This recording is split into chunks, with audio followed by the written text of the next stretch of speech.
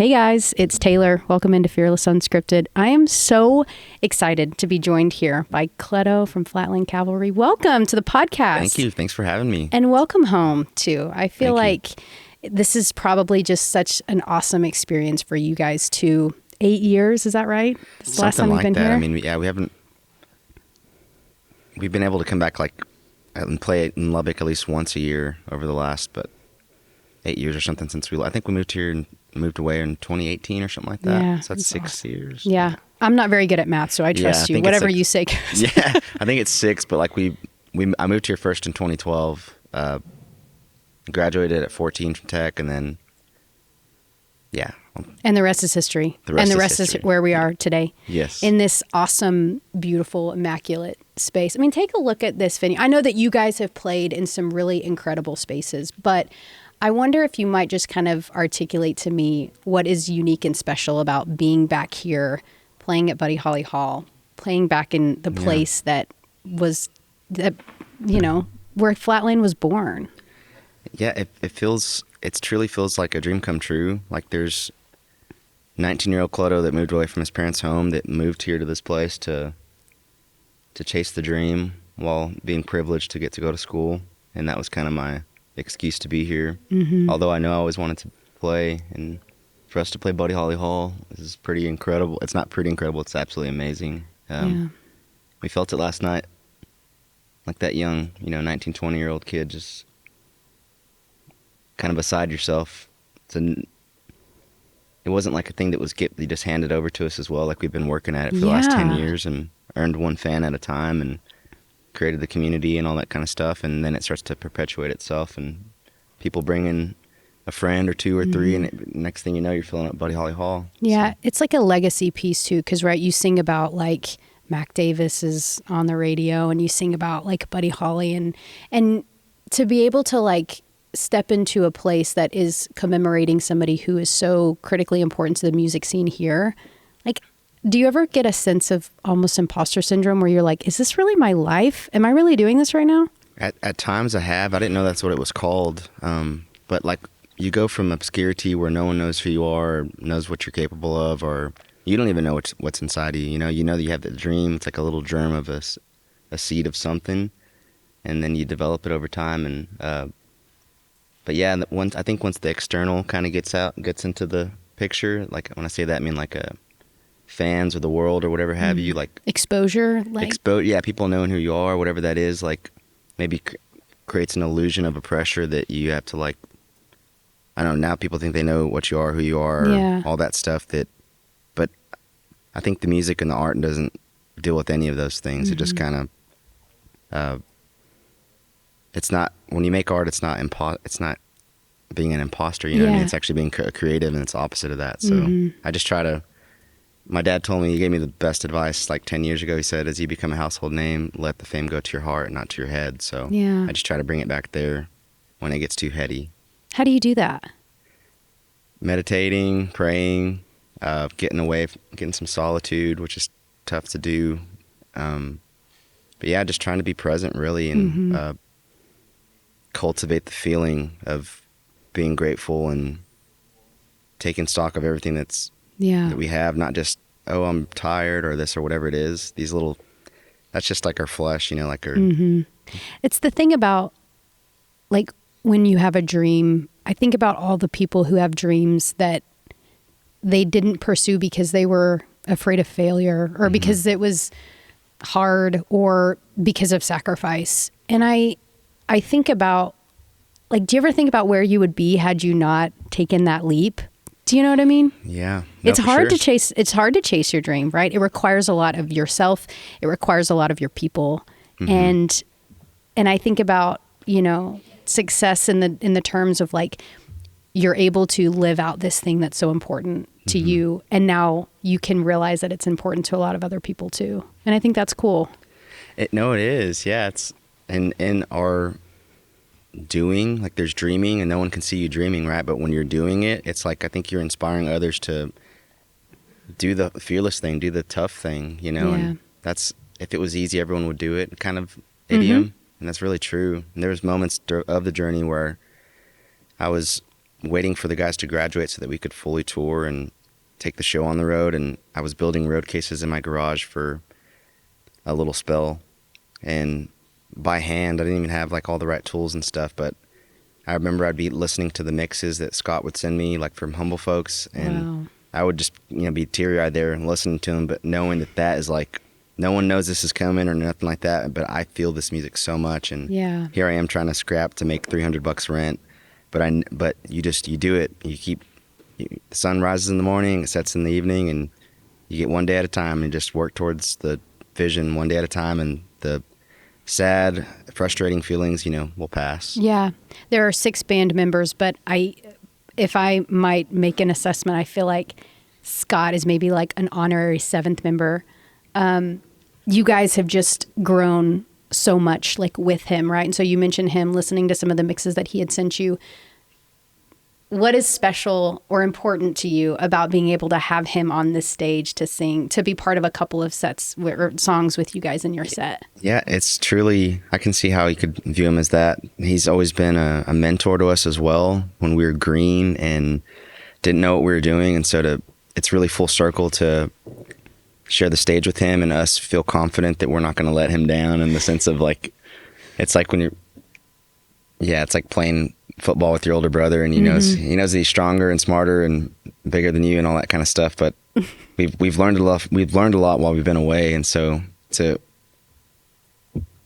have him join us on stage is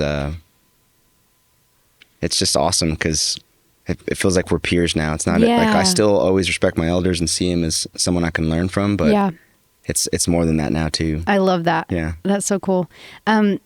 You guys have been so gracious to allow part of our video storytelling group at Texas Tech to like just be immersed with you all this week and kind of like do life alongside you for a little bit. And we have so much gratitude to you guys for your willingness to kind of let us, to just like bring us along. But one of the things that I think is really special, and I want you to tell the story about Three Car Garage and what Tuesday was like for you guys. Can you maybe like start from the beginning? Yeah. So when I was living here in Lubbock, when I first moved to town, we lived on the north side of town in a place called Linwood Townhomes. I'm not sure if that's what it's still called, but it was really affordable rent, and I was flying the nest. So, that was where I was living, and I moved here with our drummer, Jason, and somewhere throughout the journey, we lived in one house there in Lubbock, or in Linwood, and then we moved to a different one. It was initially a 3-bedroom, and then we moved to a 4-bedroom, which had a 3-car garage in it. Nice. And we felt like we were in a palace. We're like, dang, dude, look at all the space. And it was me and him, who's now our day-to-day manager, Roy Johnson, was a roommate at one time. A guy named Wes Dillon, who's Reed's the guitar player, his older brother.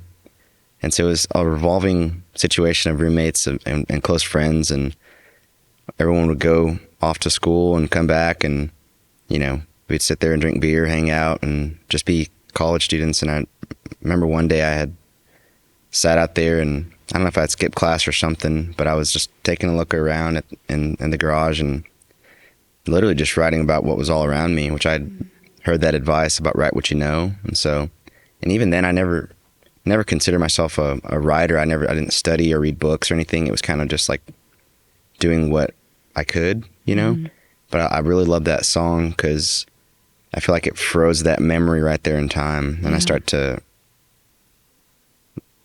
like understand that, like, to me, songs are like a distillation of an emotion. And I'm glad I captured that in that, 10 years ago.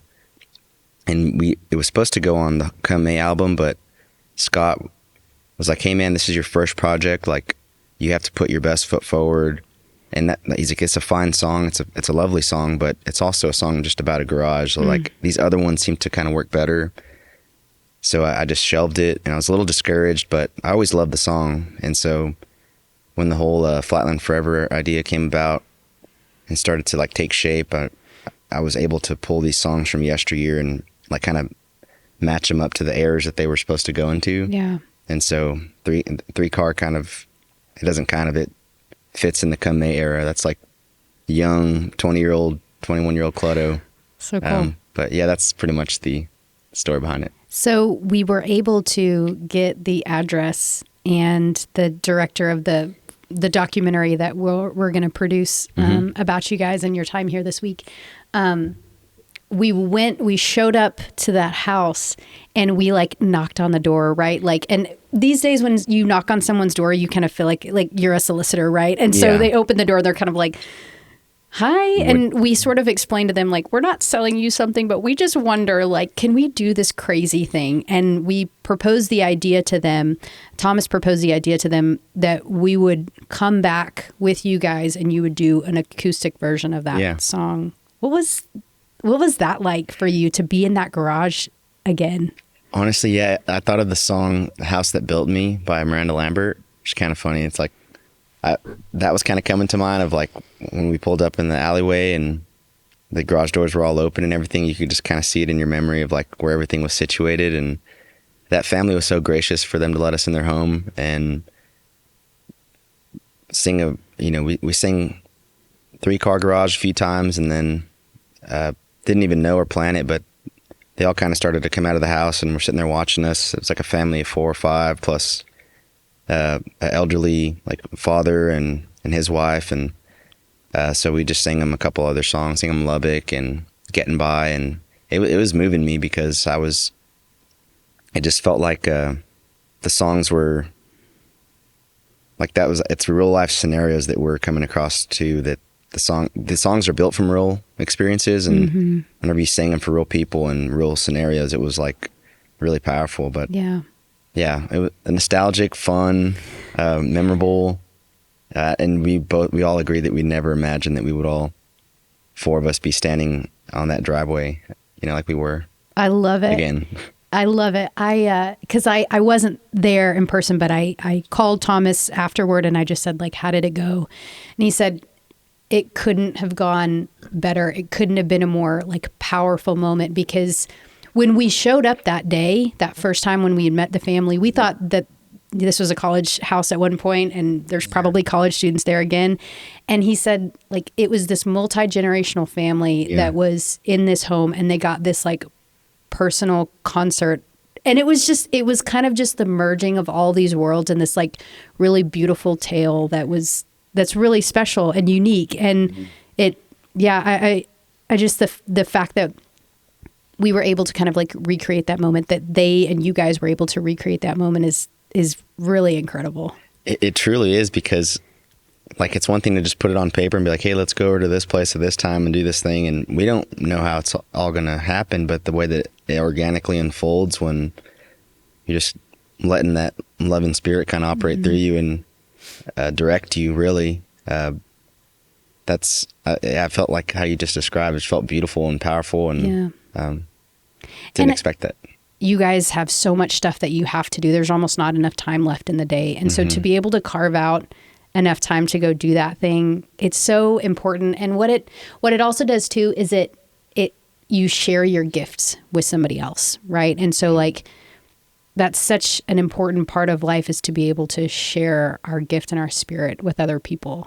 And now, like, you've generated even more lifelong Flatland fans, and that's cool. It's really cool. It's beautiful. It's all we can do is give each other our time and our heart, be open. My dad told me one time that he's a very wise man. He said that I was calling him complaining about this, just the woes of touring or whatever it was, and he goes, it's like, son, this is not to diminish or discount your dream, because it's a dream come true, he said, but it's also a job. It's like, it's your occupation now. And he's like, at the end of the day, love and family are all that really matters, and everything else is just stuff. Yeah. And he just laid it out that simply, and I'm like, yeah, you're right. So like, I just try to double down on those 2 elements, and the rest is kind of like, you get a nice pair of boots, you get this, you get whatever. It's just stuff, it doesn't. And I just want to, like, there's a line in the Humble Folks song where it's like, give it all back to the humble folks. And I'm not sure, maybe we'll do like a nonprofit that I aim to do that one day or something. But even just like, once again, it's not material. It's like, give it all back, give your heart, give your energy, your being, your spirit to a stranger, and make them feel seen and heard. And I had this caffeine's kicking in, so I'm gonna keep rolling. Yeah, I love it. I heard a thing where someone's talking about Mother Teresa, and she was a very selfless person, helping people all over the world. And someone met her and they said, you bless people, you serve, like, allow me to do something for you. And she said, if you really want to do something for me, wake up at 3 a.m. and get out on the streets by 4 and find someone that's convinced that they're alone and convince them that they're not.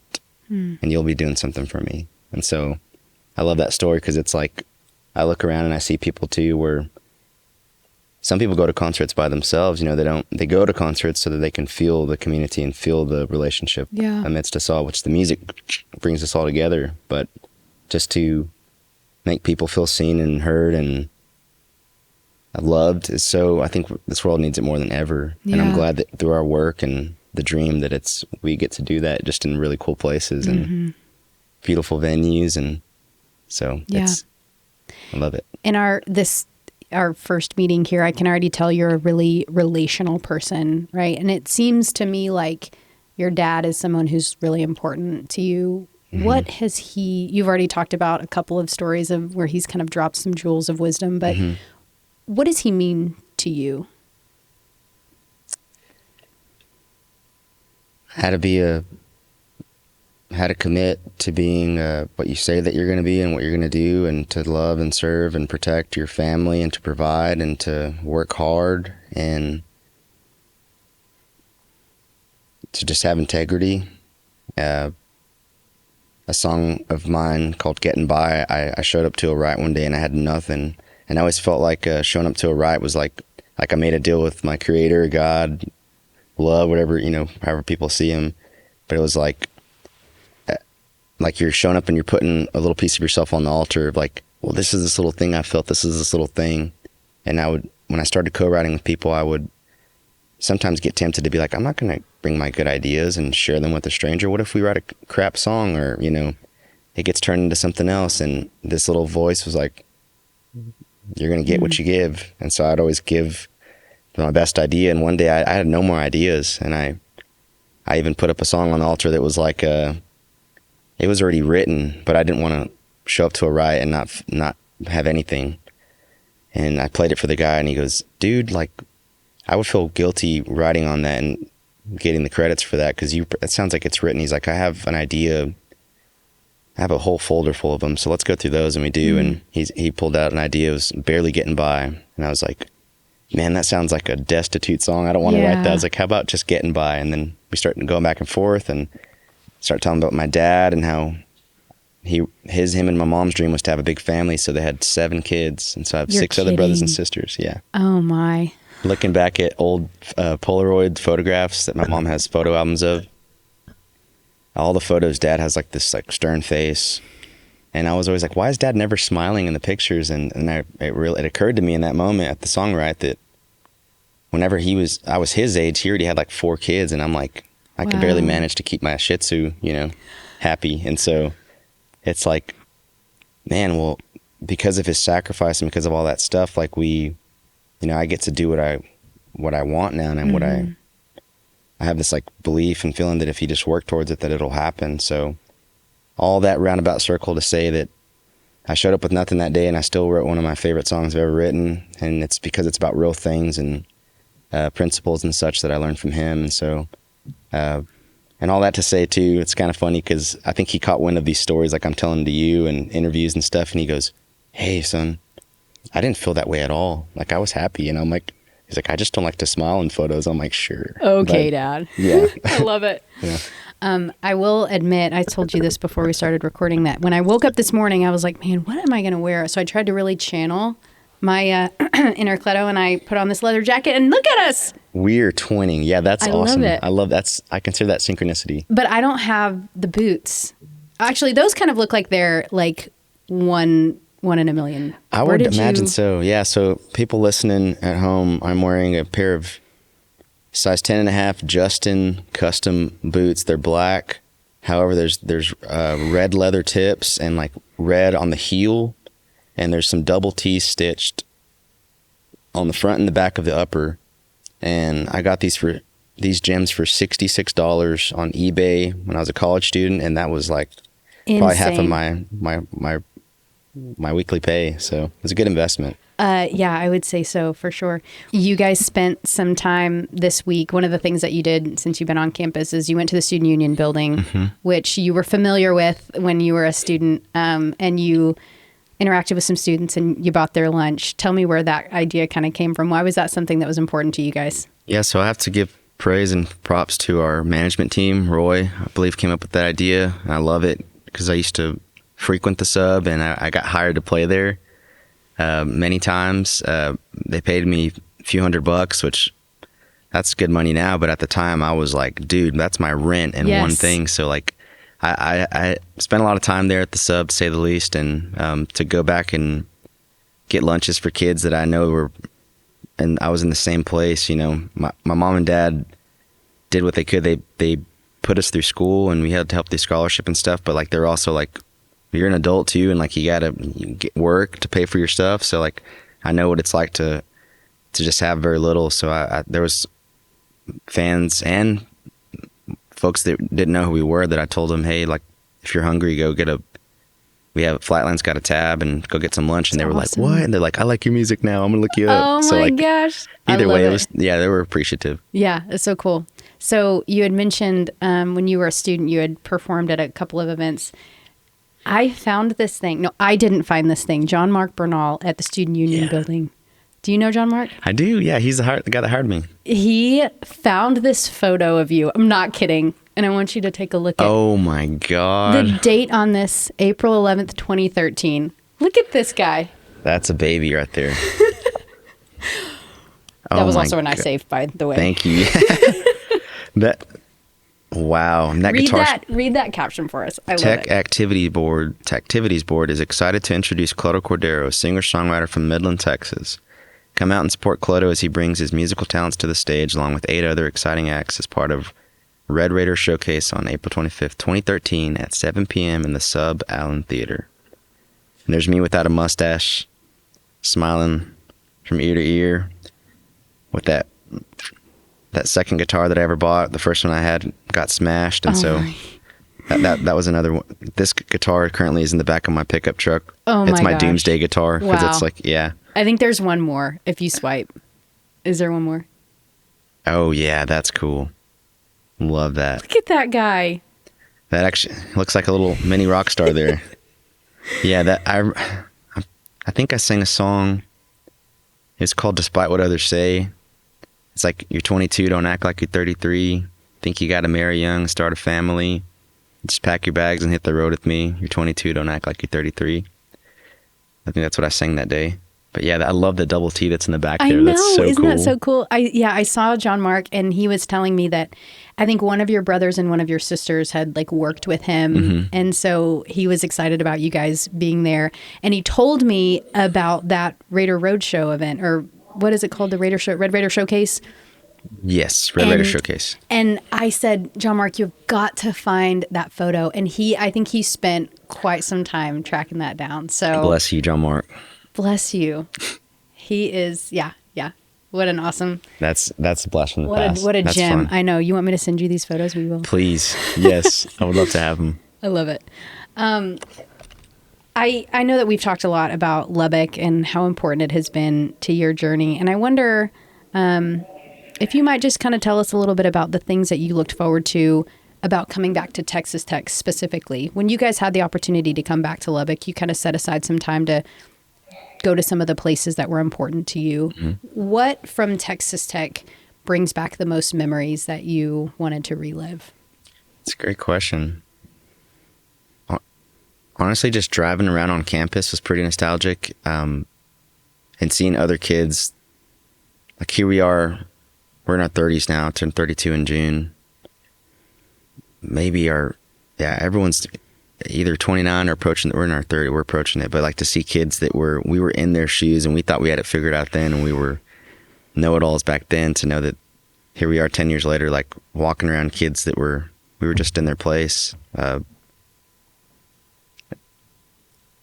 That was enough for me, honestly. Just like I didn't get a chance to go back to the Rawls, or we had like blocked out time maybe to go to the chemical engineering building for Reed, where he went to school, and that didn't all shake out. But just getting to be at the sub, and feel that youthful spirit. Yeah.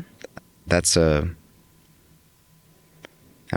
believe I went off on a tangent with your initial question, but just the youthful spirit in Lubbock due to Texas Tech and all that is something that I find contagious. And when you're around it, it's, I know it's just fun. It feels good. It makes you feel like you empathize with, we're not getting any younger any day. And I know I say that hopefully we can live to be 90 or 100, but there's nothing like being in your early 20s and having freedom and seeing other kids with that little sparkle in their eye too, or like a girl that had ran to meet us at the sub that was like, I'm skipping class right now for this. And it's like, heck yeah, like you can always catch up later in class, but things and moments and spontaneity that you can do when you're young, I see that in them here. It's life. Yeah.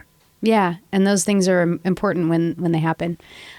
We've talked a lot about you sort of being in the cusp of your dream, right? Like you are living the dream that you've had your whole life. What's next? What's the part of your dream that you're hopeful about having come true? Sure. I always, it's my like aim to like continue to writing songs that are to continue write. God, my tongue's tied up. Just want to keep writing songs that I believe in and I love and that bring people together. And I came up with a mission statement for our band that's 3 words of community through music. So I want to like double down on that and put on special events and bring people from all different walks of life together and through the power of music to get us all on the same heart length, wavelength, if you will. And as far as how big we will become or any of those things, I don't like aspire for that.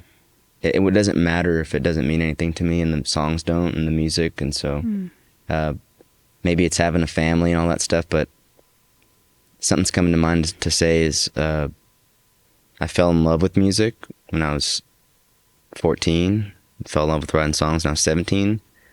And that love has led me to all the gentlemen here on the stage that I share with every night, led me to my wife.